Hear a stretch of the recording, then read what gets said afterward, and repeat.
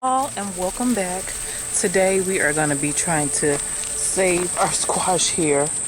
As you can see, it is growing every which way, and it's kind of overtaking the garden. So we're going to get this baby in place. Oh, look at that! We got a little butterfly there. All right. So this is the garden fence that I purchased from Home Depot, and I'm going to make an arch with it to hold the squash up. It will be anchored by sticks.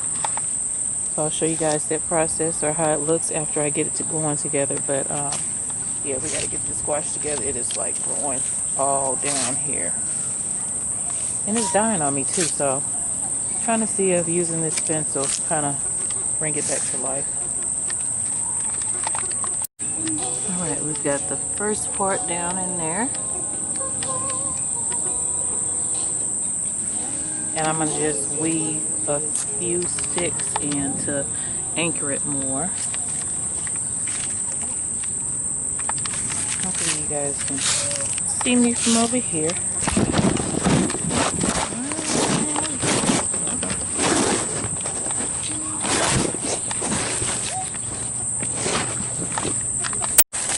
Okay, y'all, it's not the prettiest thing in the world, but I have it in there.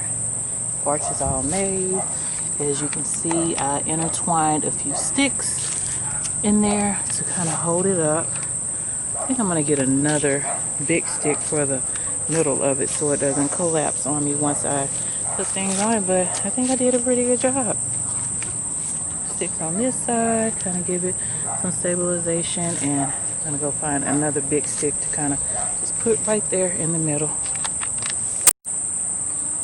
Okay, y'all, it's far from perfect, but it is up and the squash is off of the ground. So once again, here are the sticks that I used to anchor it, and our squash is on top, growing. Trying to save this little baby that is struggling. But yeah, I think this is going to be a good way to grow our squash from now on. Trying things out. Our squash arch